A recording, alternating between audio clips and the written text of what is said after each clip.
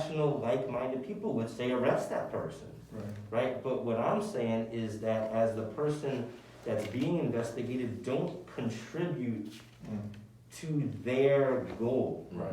And the cops will be nice while they're trying to get the information they'll use against you, right? That's the methods that I was trying to emphasize, and maybe that niceness doesn't come across as something you learn on a battlefield, but it's a good cop, bad cop, psychological little dance that's going on. And it's all done in a way to try to make their job easier. Don't make their job easier is all I'm saying. If you shouldn't be engaged in criminal activity, this isn't a how to commit crime from me. You know, it's just merely if law enforcement is engaging you, you don't engage back. If you need police, you engage police. But that's really, the safest way for people to go about engaging police, protecting their own rights. What's it? I'm sorry to cut you off, but I got a question. So, if you speeding in the car and you are a passenger, and Ever from the beginning of my practice, so go back to when I came here in 2003, right up to July of last year, I could almost read the report in my sleep. When it's a traffic stop going bad, right? There's real investigation that goes beyond traffic stops going bad, but traffic stops going bad seem to be, at an equal clip of people that are coming to get my help. So what I mean by a traffic stop going bad, it's just like they induce a traffic stop and then they immediately notice the odor of marijuana. I mean, it was in their little form thing, and then, when they come back, and they would just keep it in there. Now, July of 19 rolled around, and Florida legislature changed the law on hemp. Now, hemp, from a product standpoint, is indistinguishable from weed. Meaning you could have some hemp in your hand and some weed in your hand. The hemp has the same odor, and it does not have the psychoactive element of marijuana, but it cannot be determined by eyeball. It would have to be determined by, there's always some weed guys that know this stuff, but it's very, very, very low, and it's not anything that you would smoke and then get high. But because it has that odor, law enforcement was no longer able to justify a search based on something that could be an otherwise legal thing. So they caught for any odor, you guys. So it's any odor that would qualify or would have qualified as a justification for a search, because what they're saying by pre-July 2019 is that we smell weed is illegal, we get to search your car. Then what do you find underneath the driver's floorboard? A firearm. Okay, well, the guy has a criminal history, and now all of a sudden this traffic stop going bad is really bad, because now it's felon in possession of a firearm, and now you're talking about minimum mandatory prison time, right? So how do we protect ourselves from getting to the point where they do the search? Okay, you don't make any comments, and it goes back to what Ricky said about talking. Okay, they're now going to be a little bit more on the tricky side of things. Oh, you smoking a blunt, and they want to get you to agree that that's weed. That because most guys would be like, yeah, we just burned a blunt. There's a roach in the ashtray or something like that, right? So, but now that's no longer hemp because it came out of your mouth. Wow. And it shows that you now know. Now they do have the ability to go into the car. So, that's a great question, and it piggybacks the idea that you don't add to that conversation. Right off from the beginning, you can assert your rights, which goes back to really what I was saying. From the beginning is know your rights, assert your rights, and be respectful while you're doing it. And a lot of good can come from that. So would it have made a difference if, because he looked at the guy and he said, it looked like you got something to say. And I'll say, Ms. Smith back there in the corner, if you were treating with your cardiologist and you have an issue and the doctor said, give me everything about your medical history, and I'm gonna use it against you, as I treat you. Or it's tax time, and the accountant says, yeah, give me all your documents, but, I'm gonna compute your taxes, and I'm gonna use everything against you. You just would never talk to that person, answer where I'm going. What did I do wrong? It's not, I would never, if it's me and police, what do you mean where I'm going? Did I commit an infraction, sir? Is there something that I've done? I'll sign for a ticket, sir. Well, Where I'm going, and then I would say something. But that's what I'm saying that because, like, for instance, like, I know sometimes they might ask you a simple question, right?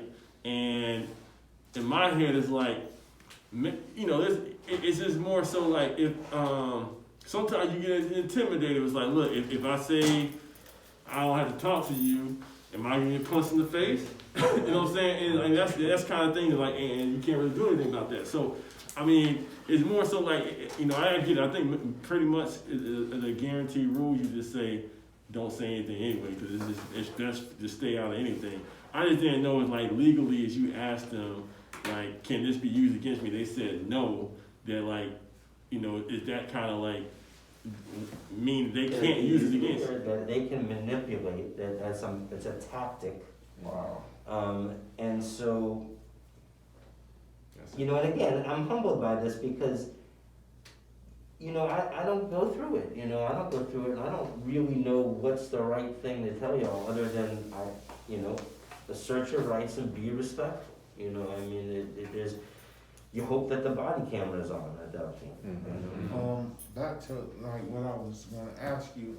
I was gonna say, was it a difference if the dude would have told him the weed was in the car and he would have came and got it, or if he would have never said nothing and they already pulled everybody out the car for a search and he found it? Would have been Always better to say nothing. There's always, or somebody's got a little weed license in their pocket and they say, that's mine. But then you gotta be careful. It's gotta, be in the right little dispensary, box and everything. So it's just better to say nothing. Just better to say nothing. You're coming up with different ways of me answering the same question with different facts, and I'm being respectful to your question, of course. But you have to digest what I said about waking up at 3 o'clock in the morning. You know that they're gonna say that they're gonna use it against you. And then remember what I said about that date. Like, oh, nice to meet you, but anything you tell me about your past, I'm gonna use it against you in our current relationship. And it's like, no, I'm just not going to engage you. Right. It does not make sense. Now you wanna say, well, are you not gonna use it against me? Well, who cares what their answer is, right? Because the rules say that they can. A gun is on me, I'm gonna do what I'm told to do. I can't even imagine what that would feel like. And then they say that you're non-compliant because you go and that's a movement towards Right. where the gun is located. Again, you're asking me something that all I can tell you is just, keep those hands up and. one thing I can tell you. If he tells you to comply with him, and you're reaching in a different direction, and you don't feel comfortable reaching in a different direction, maybe you should just exit the vehicle before you reach for anything else. So scenario like, hey, you put your hands on the wheel, don't move. But then he asks you, hey, where's your driver's license? And they're in the glove compartment, and you're like, well, if I move over there, I'm at risk. Ask the officer to remove yourself from the vehicle before you go over there. So.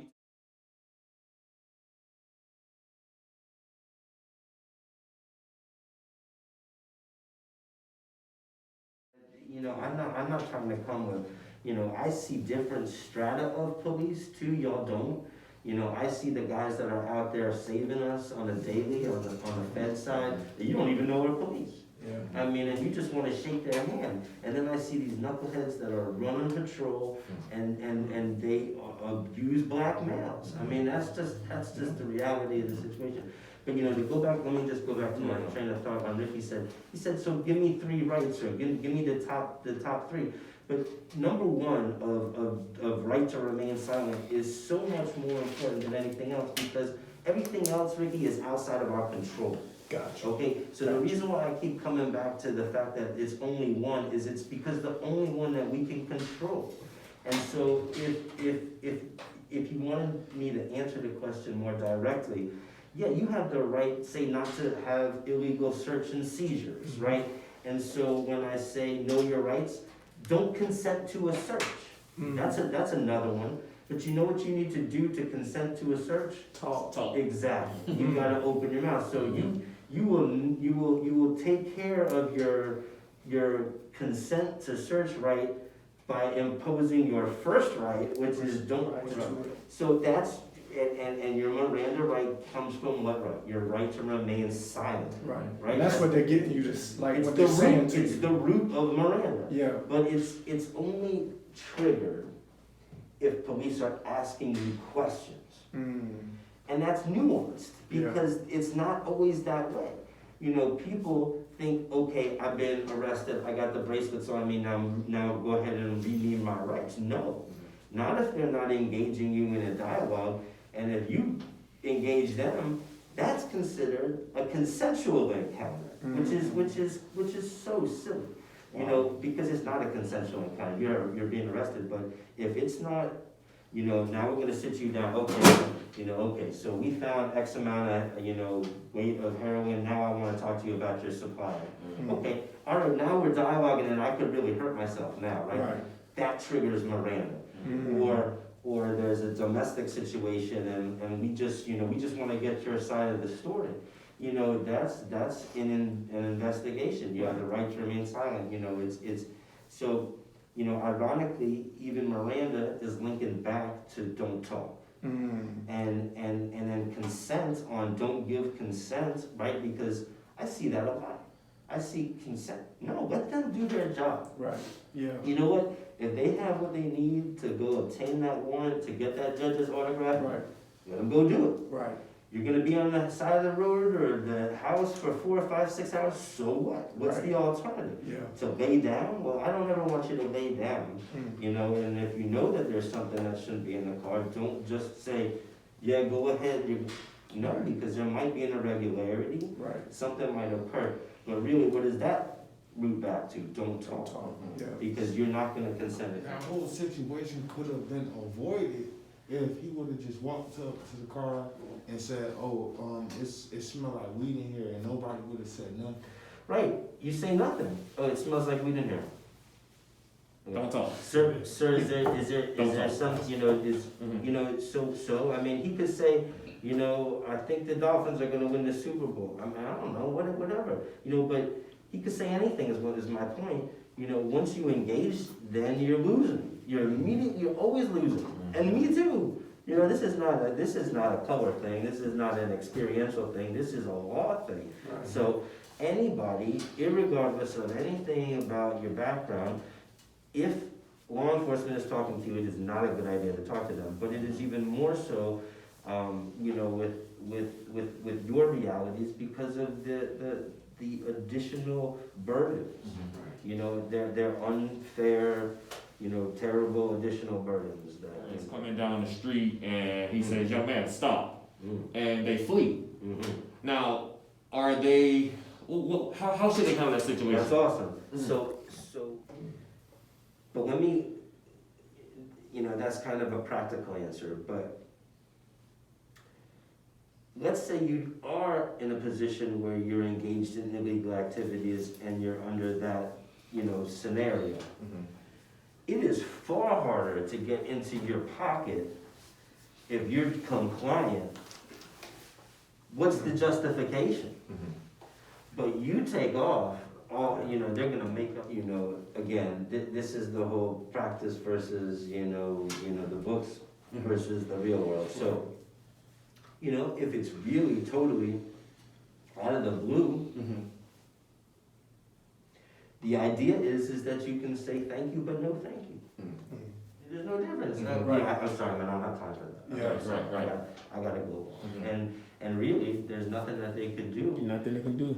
Oh, wow. You're not detained. You're just walking. Yeah. Like, hey, can I talk to You you? guys, listen, I just represented a dude named Lyons Flurry, and I don't think he did anything wrong, but he got charged with inciting a riot. When when we had our march, and it came through Palm Beach Lakes. And it's a dude that lives off of, in the area, kinda got swept up in it, really, it wasn't even there for any specific group or anything like that, and then police engaged him. The police report read as follows, that it is against the law to incite a riot, that Lyons incited a riot, and Lyons is getting arrested for inciting a riot. Do you know how stupid that sounds? Incitement of a riot, by its definition, means that you said something, right? You can't, because nobody's saying he threw something, nobody's saying he punched somebody, nobody's saying anything. It's just one of these really weird instances where saying something is illegal. Like, there are guys that, know the law, and it might be because they're more experienced within the system, it might be because their dad is a lawyer, I mean, it doesn't matter, but it's just, and it goes that way with even like a professional. If I'm mouthing off and I'm showing the guy who has this little bit of power, but he's gonna exert that power to a maximum, if I'm gonna tell him what he's doing, then the interaction is gonna not be good for me. Right. So if you're gonna be, you can't do this, you can't do this, and you might even be right. I'm not trying to stifle your voice, I'm not trying to say, hey, this is America, and you can't, say that I can't say something, but I'm like, yeah, but, every reaction has an equal and opposite reaction, right? Isn't that every action has an equal and opposite reaction. So, your action of engaging is then going to have a reaction of the police dealing with you in a way that's different than if you just go Gandhi on them, man. Just go, I don't like that. say anything. Gandhi. It really all comes down to don't talk, because anything that comes from don't talk is gonna cover it, so, you don't consent, you don't assert your rights and not bring harm to yourself. Because oftentimes they'll misconstrue your words or twist your words, and you might have done something, but you didn't do that.